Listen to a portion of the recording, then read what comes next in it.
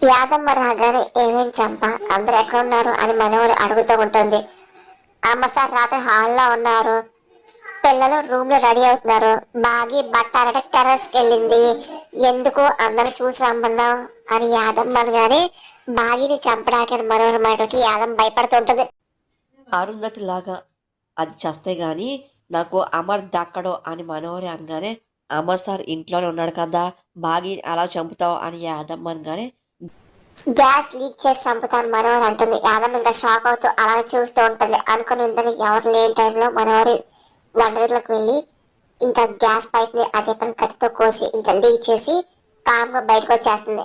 అలాగే ఎప్పుడు బాగా వంటగది వస్తుందా అని చెప్పి గమనిస్తూ ఉంటుంది.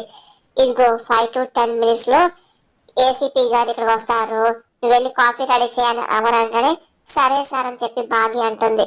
ఇంకా మనోహర్ యాదవ్ వింటూ ఉంటారు. ఇంకా మనోహర్ సంతోషంగా బాగిని చూస్తూ ఉంటుంది. అనుకునే విధంగా బాగి వంటగదిలోకి వెళ్తుంది. అలాగే పాల ప్యాకెట్ తీసుకొచ్చి కట్ చేసి గిన్నెలో పోస్తుంది. ఆ తర్వాత స్టవ్ వెలిగిస్తుంది. ఒక్కసారి ఎప్పుడైతే లైటర్ ఆన్ చేస్తుందో ఇక మంటలు వస్తూ ఉంటాయి. బాగా చూసి భయపడి గట్టిగా అరుస్తూ ఉంటది. ఒక్కసారిగా సిలిండర్ పేలిపోతుంది. అంతా మనవరు చూసి ఇంకా నవ్వుకుంటూ ఉంటది. హాల్లో ఉన్న రాతోడికి అలాగే అమ్మకి ఏం అర్థంగా టెన్షన్ పడుతూ ఉంటుంది.